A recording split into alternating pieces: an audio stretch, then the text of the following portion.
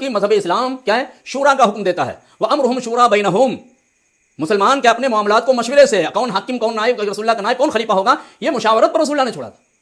قرآن کیا ہے؟ مشاورت کا حکم دیتا ہے۔ اس قرآن کے حکم کی خلاف ورزی کرتے ہوئے قیصر و کسریٰ کی روش کو اختیار کر کے معاویہ ابن ابی سفیان نے اپنی جگہ پر اپنی زندگی میں اپنے بدکار فاسق و فاجر بیٹے یزید لعین کو ولی عہد بنایا۔ آج بقول علیمی کی مناظرے کے واسطے طرفین کا، خاصمین کا، متخاصمین کا، جانبین کا علم میں مساوی ہونا ضروری ہے، تو کیا علم اجتہاد کے واسطے ضروری نہیں ہے؟ یہ نہیں دیکھیں کس کے خلاف ہم اجتہاد کر رہے ہیں، امیر المؤمنین کے خلاف اجتہاد ہو رہا ہے۔ حضرات گرامی، السلام علیکم ورحمۃ اللہ وبرکاتہ۔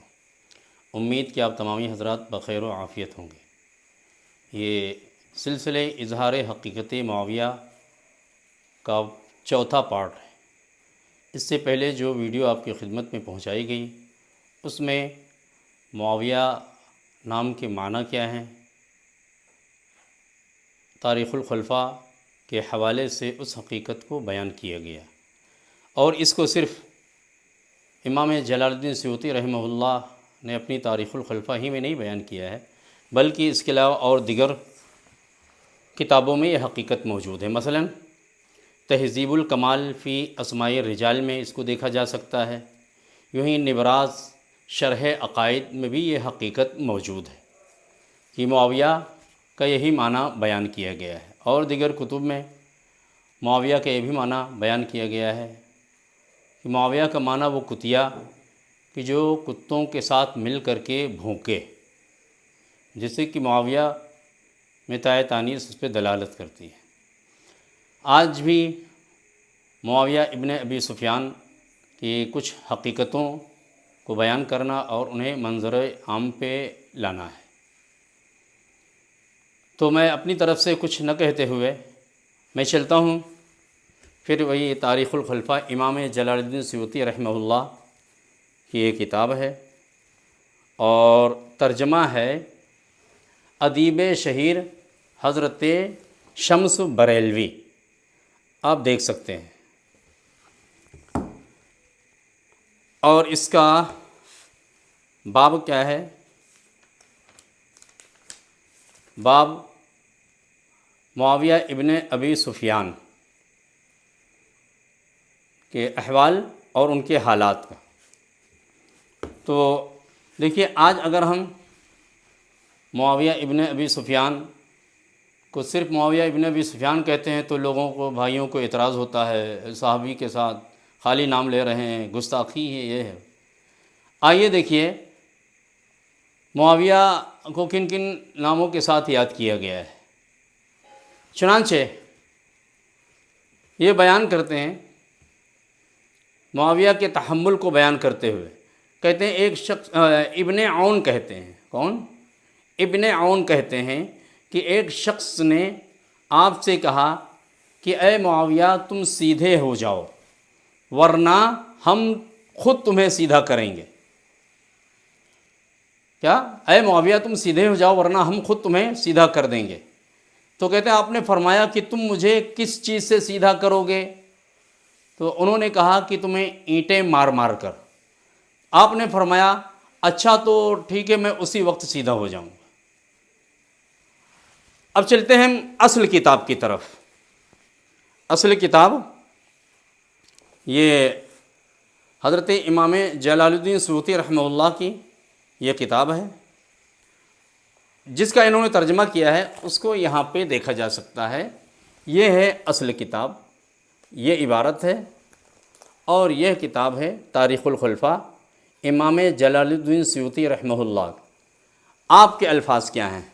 تو آپ فرماتے ہیں کہ قال ابن عون کان الرجل یقول لمعاویۃ واللہ لتستقیمن بنا یا معاویہ او لنقومنک فیقول بماذا فیقول بالخشب فیقول اذن نستقیم۔ کیا کہتے ہیں؟ ابن عون نے کہا کہ ایک شخص معاویہ کو یہ کہا کرتا تھا، ایک بار نہیں، یقول فعل مضارع کا صیغہ جو استمرار کو بتاتا ہے، وہ کہا کرتا تھا کیا؟ کس کو؟ معاویہ کو، واللہ لتستقیمن بنا، اے معاویہ واللہ لتستقیمن بنا، خدا کی قسم ہمارے ساتھ تم سیدھے ہو جاؤ۔ اب یہاں پر کوئی نہیں کہ یہ کوئی دشمن اسلام تھا یا غیر مسلم تھا، یہود و نصارہ، نہیں، وہ کیا کہہ رہا ہے؟ واللہ، ظاہر سی بات ہے کوئی جو دشمن اسلام ہوگا، جو مسلمان نہیں ہوگا، وہ واللہ نہیں کہے گا، خدا کی قسم نہیں، کیا واللہ تو ایک کلمہ بتاتا ہے کہ یہ کوئی مومن بندہ تھا، مسلمان شخص تھا، کیا کہتا ہے؟ واللہ لتستقیمن بنا، بخدا تم ہمارے ساتھ سیدھے ہو جاؤ اے معاویہ، ورنہ ہم یہ کیا، او لنقومنک، یہ ہے کہ ہم ہی تمہیں سیدھا کر دیں، ہمارے سیدھے ہو جاؤ، او لنقومنک، یا یعنی ورنہ ہم ضرور تمہیں سیدھا کریں گے۔ لام تاکید بانون تاکید ثقیلہ، جو تاکید پہ دلالت کرتا ہے، کیا ہم ضرور تمہیں سیدھا کریں گے۔ فیقول، تو انہوں نے کہا کیسے؟ فیقول بماذا، معاویہ نے کہا کہ مجھے کیسے سیدھا کرو گے؟ تو کہ بالخشب۔ ادیب شاعر نے تو اینٹ پتھر کا ترجمہ کیا ہے، لیکن اینٹ پتھر نے یا لکڑی، یعنی لاٹھی ڈنڈے سے ہم تمہیں سیدھا کریں گے۔ فیقول اذن نستقیم، تو کہا کہ تو ہم اسی وقت سیدھے ہو جائیں گے، یعنی ہم باتوں سے ماننے والے نہیں ہیں، لاٹھی ڈنڈے جب پڑیں گے جب ہی ہم مانیں گے۔ تو یہ کیا ہے؟ تاریخ الخلفاء۔ اور آگے چلتے ہیں، وہی ترجمہ ہی کی طرف ہم اپنی طرف سے کریں گے، تو یہ ہوگا کہ اپنے الفاظ کو اس میں شامل کر دیا گیا ہے۔ تو دیکھیے کہ آپ کی خلافت کے بارے میں بیان کرتے ہیں، کہتے ہیں جیسا کہ اس سے قبل یہ چیز بیان کی جا چکی کہ حضرت امیر معاویہ نے حضرت علی رضی اللہ تعالی عنہ پر خروج کیا، جنگ صفین واقع ہوئی اسی خروج کے سبب۔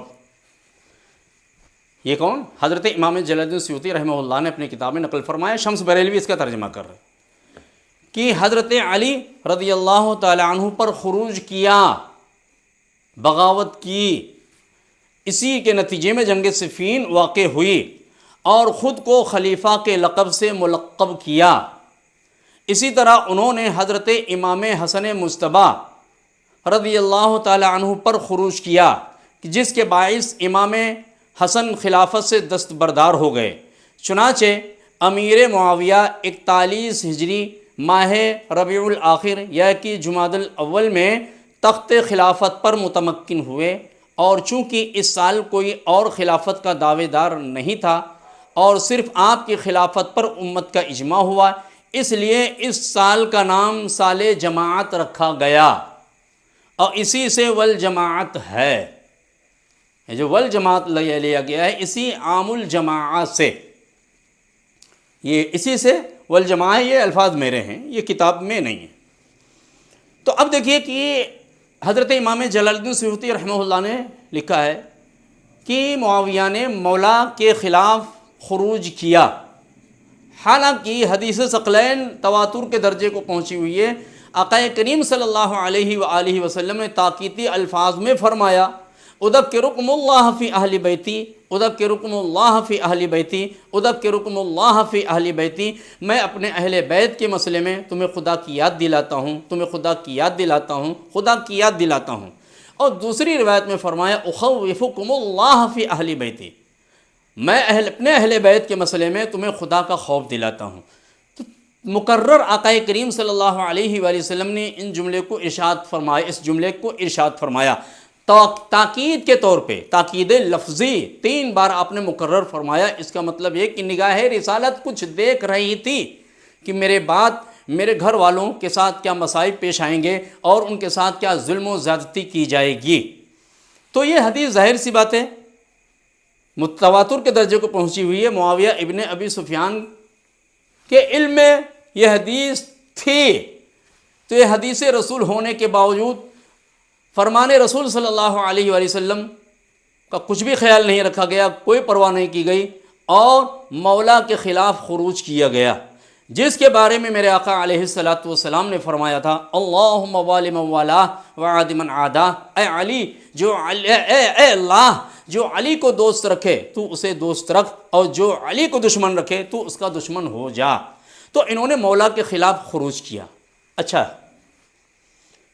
چلیے، جب یہ بات آتی ہے تو کہتے ہیں انہوں نے اجتہاد کیا تھا قصاص عثمان کو لے کر کے، حضرت عثمان کے قصاص کو لے کر کے انہوں نے اجتہاد کیا تھا۔ او بھائی، اجتہاد کے واسطے بھی تو کچھ ضروری ہے، علم و فہم ہونا۔ ارے ایک جو مؤلفین قلوب میں سے مؤلفۃ القلوب سے ہے، اور اس نے صرف آقا علیہ الصلاۃ والسلام کلمہ پڑھنے کے بعد صرف 2-2.5 سال کا زمانہ پایا، وہ شخص باب مدینۃ العلم کے مقابل میں کیسے ہو سکتا ہے؟ بھائی آج بقول علیمی کی مناظرے کے واسطے طرفین کا، خاصمین کا، متخاصمین کا، جانبین کا علم میں مساوی ہونا ضروری ہے، تو کیا علم اجتہاد کے واسطے ضروری نہیں ہے؟ یہ نہیں دیکھیں کس کے خلاف ہم اجتہاد کر رہے ہیں، امیر المؤمنین کے خلاف اجتہاد ہو رہا ہے، حالانکہ حضرت ابوبکر صدیق رضی اللہ تعالیٰ عنہ کے زمانے میں جنہوں نے زکوٰۃ کو بیت المال میں نہیں جمع کیا، زکوٰۃ کے منکر نہیں تھے، انہوں نے زکوٰۃ روک لیا تھا، کہا تھا کہ ہم اس مال زکوٰۃ کو اپنے علاقے والوں پہ جو مستحق ہیں ان پہ ہم خرچ کریں گے، بیت المال میں جمع نہیں کیا، لیکن اس کی بنا پر ان کو باغی اور ان کو مرتد کہا جاتا ہے، صرف اتنی سی بات کی بنا پر۔ اور یہاں پر وہی کیا، جب کہ جس طریقے سے مولائے کائنات کی بیعت ہوئی تھی اجماع اور اتفاق کے ساتھ، حضرت ابوبکر صدیق رضی اللہ تعالیٰ عنہ کی بیعت ابتداً اس طریقے سے اجماع و اتفاق کے ساتھ نہیں ہوئی تھی، جس طریقے سے تمام اہل مدینہ نے مولائے کائنات کے بالاتفاق بیعت کیا تھا۔ آپ دیکھیے حضرت ابوبکر صدیق رضی اللہ تعالیٰ عنہ کی جب بیعت ہوتی ہے، 6 مہینے تک تو خود مولا علی نے بیعت نہیں کیا ہے، تمام بنی ہاشم نے بیعت نہیں کیا، حضرت سعد بن عبادہ انہوں نے آخری دم تک بیعت نہیں کیا، یہ کیا نام ہے انصار کے سرداروں میں سے تھے، آخری دم تک آپ نے بیعت نہیں کیا، لیکن مولا کی بیعت تمام اہل مدینہ نے کر لیا تھا، اور جس پہ اہل مدینہ اتفاق کر لیتے تھے ان کا اجماع اتفاق پوری امت مسلمہ کے واسطے کافی تھا، تو بالاتفاق مولا کی سبوں نے بیعت کیا۔ لیکن اس کے باوجود جو مولا کے خلاف آ رہا ہے، امیر المؤمنین کے خلاف آ رہا ہے، ان کے خلاف خروج کر رہا ہے، جنگ برپا کر رہا ہے، آپ کے خلاف کیا ہے تلوار لے کے آ رہا ہے، وہ بھی رضی اللہ ہے، وہاں پر کیا ہے وہ مرتد ہو گیا، لعنت اللہ علیہ ہو گیا۔ لیکن جو علی کے خلاف آئے، وہاں پر جو زکوٰۃ بیت المال میں جمع نہ کرے وہ تو لعنت اللہ ہے، لیکن علی کے خلاف جو خروج کرے، جو جنگ کرے، جو بغاوت کرے، وہ رضی اللہ ہے، وہ سیدنا ہے، وہ جنتی ہے، اور نعوذ باللہ اس کو کہا جاتا ہے علی معاویہ بھائی۔ بہرحال تو چلو یہاں کہتے ہیں ایک شوشہ چھوڑتے ہیں، قصاص عثمان کو لے کر آپ نے قیام فرمایا تھا، ٹھیک ہے، مولا کے تعلق سے تو یہ کہا جا سکتا ہے، آخر امام حسن مجتبی علیہ السلام کے خلاف جو باغی شام معاویہ ابن ابی سفیان نے خروج کیا، کون سے مدعے کو لے کر کے، کس بنا پر معاویہ ابن ابی سفیان نے امام حسن مجتبی علیہ السلام کے خلاف خروج کیا، وہاں پر کیا سبب، وہاں کیا وجہ تھی؟ جبکہ امام حسن مجتبی علیہ السلام نے حکومت حوالے جب کیا اور پھر آپ کی شہادت کے درمیان تقریباً 10 برس کا عرصہ گزرا ہے، کیا ان 10 برس میں جس چیز کو لے کر امیر معاویہ امت مسلمہ کا خون بہا رہے تھے قصاص عثمان کو لے کر کے، 10 سال میں یہ کہ آخری عمر تک حضرت عثمان رضی اللہ تعالی عنہ کے قاتل سے قصاص لیا؟ اس کا مطلب یہ ہے کہ قصاص عثمان یہ صرف ایک بہانہ تھا، حقیقت میں نفس پیمبر سے جنگ آزمائی کرنا تھا اور حکومت کو ہتھیانا تھا، اقتدار کو ہتھیانا تھا، اقتدار پہ قبضہ کرنا تھا۔ تو یہاں پہ سوال یہ کہ امام حسن مجتبی علیہ السلام کے خلاف جو خروج کیا، یہاں پر بھی دیکھیے آگے الفاظ ہیں کیا کہ اسی طرح انہوں نے حضرت امام حسن مجتبی رضی اللہ تعالی عنہ پر خروج کیا کہ جس کے باعث امام حسن مجتبی علیہ السلام خلافت سے دستبردار ہو گئے، چنانچہ امیر معاویہ 41 ہجری ماہ ربیع الآخر یا کہ جمادی الاول میں تخت خلافت پر متمکن ہوئے، اور چونکہ اس سال کوئی اور خلافت کا دعوے دار نہیں تھا، صرف آپ کی خلافت پر امت کا اجماع ہوا، اس لیے اس سال کا نام سال جماعت رکھا گیا۔ اور آگے چلیے، کہتے ہیں 41 ہجری میں امیر معاویہ نے مروان ابن حکم کو گورنر مقرر کر دیا، اور 43 ہجری میں ہرخت جو سجستان سے متعلق تھا اور صوبہ برقہ کا شہر دوان اور ملک سوڈان کا شہر کوری فتح ہوئے۔ اسی سال آپ نے اپنے بھائی زیاد ابن ابو سفیان کو خلیفہ نامزد کیا۔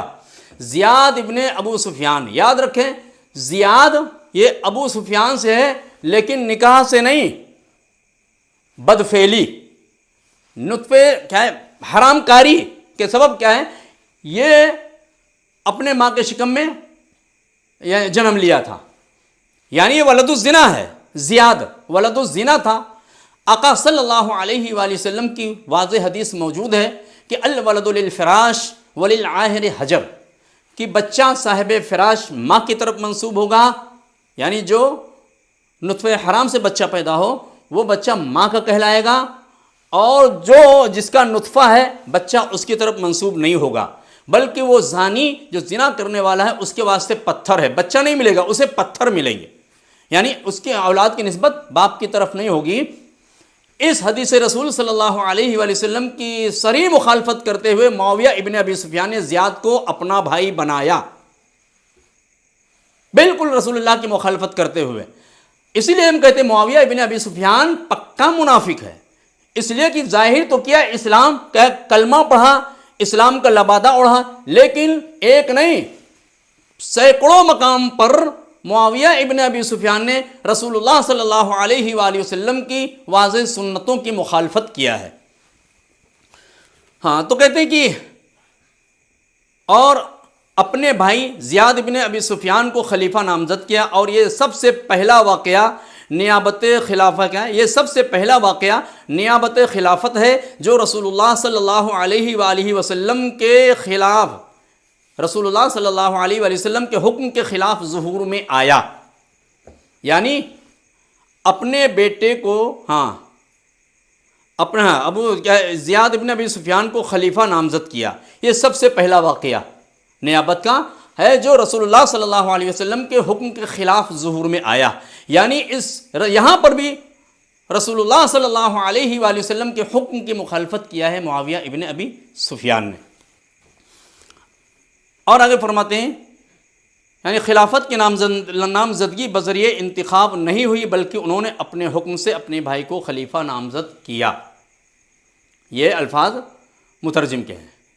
اور آگے فرماتے ہیں کہ 45 ہجری میں قیقان کا علاقہ فتح ہوا، اور 50 ہجری میں قسطان جنگ کے بعد قبضے میں آیا۔ یہ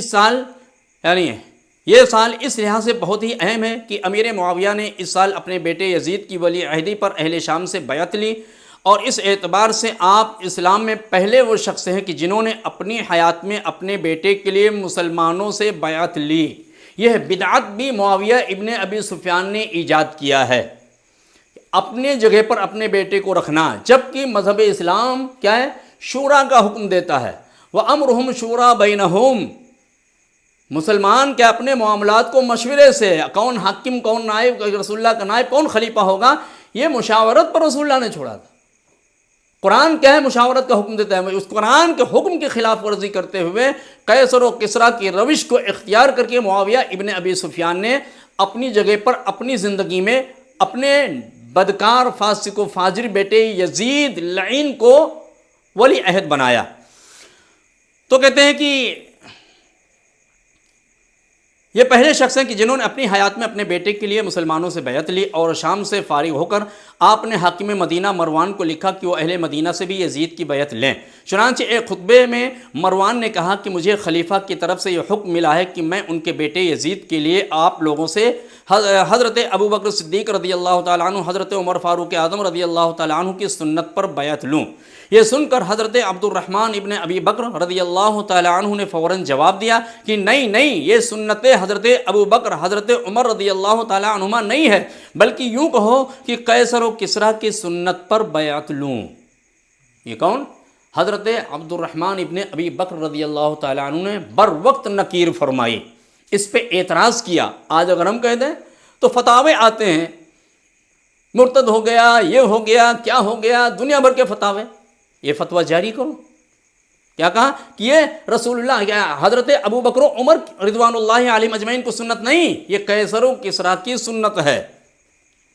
کیا بلکہ یوں کہو کہ قیصر و کسریٰ کی سنت پر بیعت لوں، اس لیے کہ حضرت ابو بکر، حضرت عمر فاروق اعظم رضوان اللہ علیہم اجمعین نے کبھی بھی اپنی اولاد یا اپنے کسی اہل بیت کے لیے بیعت نہیں لی. اور چلیے تھوڑا لمبا ہو جائے گا لیکن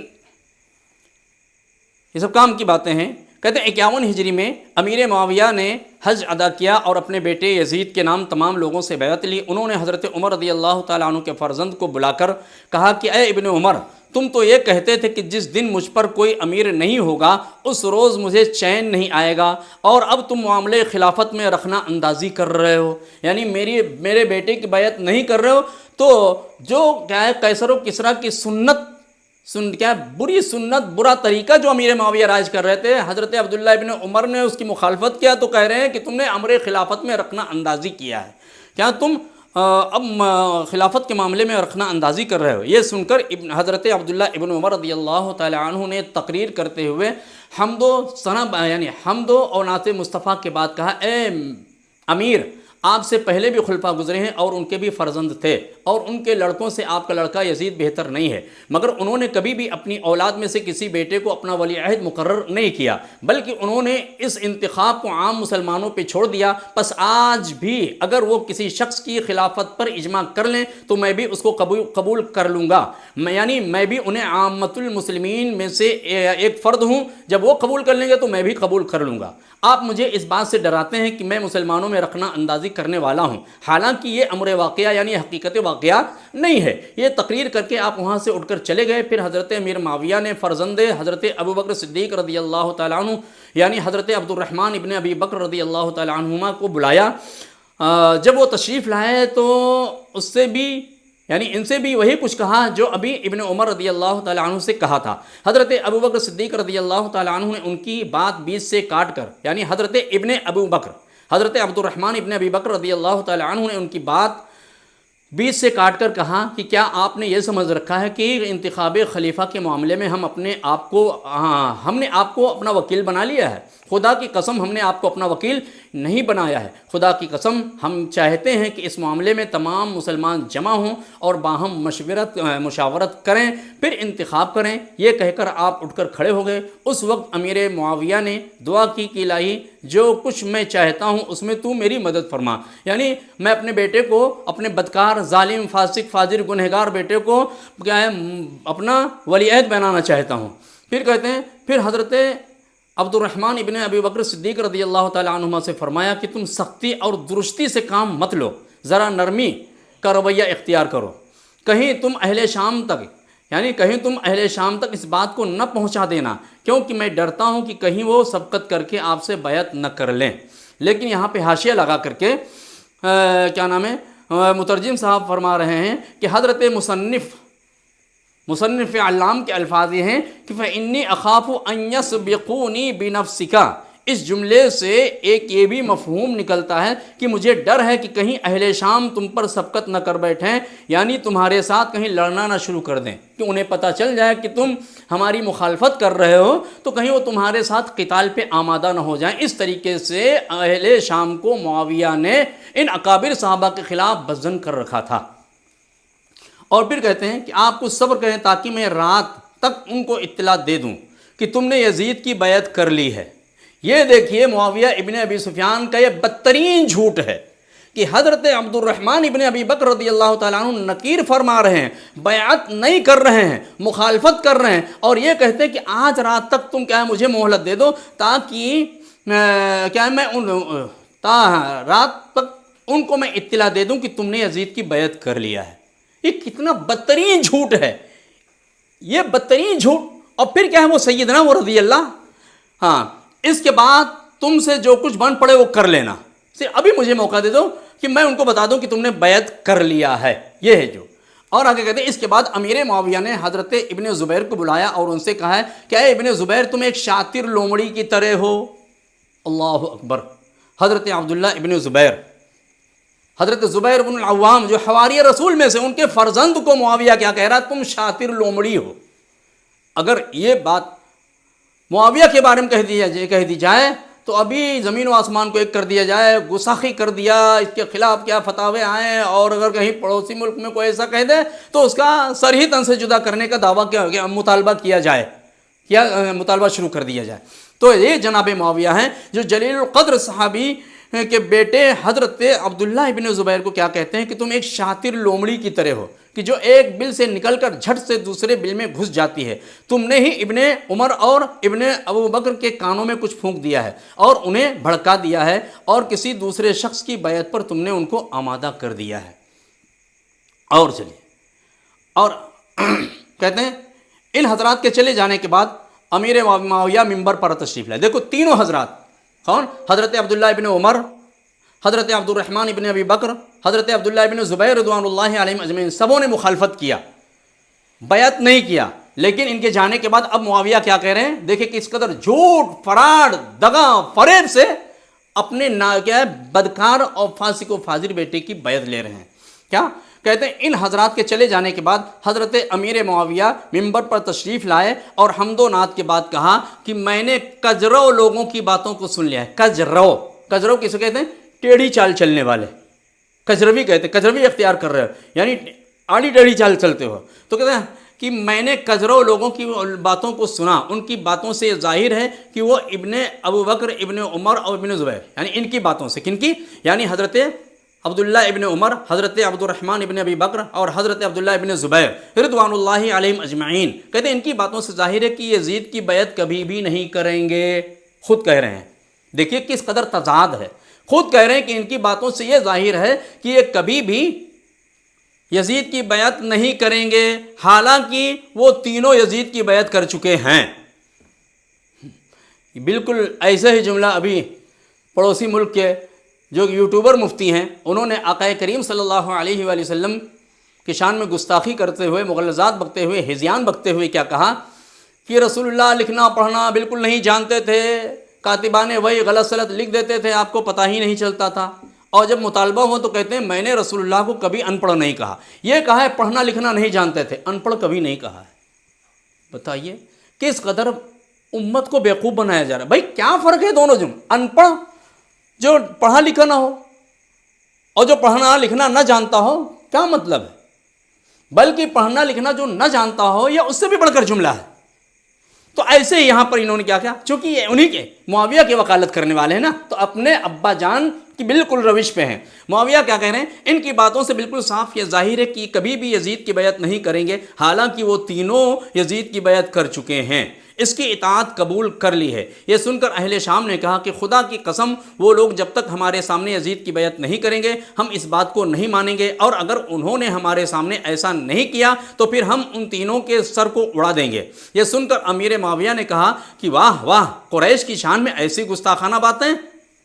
یہ دیکھیے جناب ان کو تنبیہ کر رہے ہیں، خود کیا نام ہے حضرت عبداللہ بن زبیر رضی اللہ تعالیٰ عنہ کو شاطر لومڑی کہہ چکے ہیں، اور کیا کیا کہہ چکے ہیں، اور چلیں دوسروں کو کیا ادب سکھانے۔ اور پھر اس کے بعد کہتے ہیں کہ سنو، یہ کہہ کر آپ ممبر سے اتر آئے۔ اس واقعے کے بعد لوگوں میں یہ مشہور ہو گیا کہ ابن عمر، ابن ابو بکر اور ابن زبیر نے یزید سے بیعت کر لی ہے، حالانکہ یہ تینوں بزرگ، تینوں حضرات اس بات سے برابر انکار کرتے رہے کہ میں نے یزید کی بیعت نہیں کیا ہے، لیکن یہ مشہور کر دیا کہ نہیں یزید کی بیعت کر لی گئی ہے۔ اور حج سے فراغت کے بعد امیر معاویہ پھر شام چلے گئے۔ یہ ہے ان کے سیدنا رضی اللہ کا جھوٹ، فریب، دغا اور کیا غدر، دھوکہ دینا لوگوں کو۔ انشاءاللہ رب العزت مزید باتیں آئندہ ویڈیو میں۔ اللہ رب العزت کی بارگاہ میں دعا گو مولا تعالی ہم سب کو حق بولنے، حق سننے، حق پہ عمل کرنے کی توفیق عطا فرمائے۔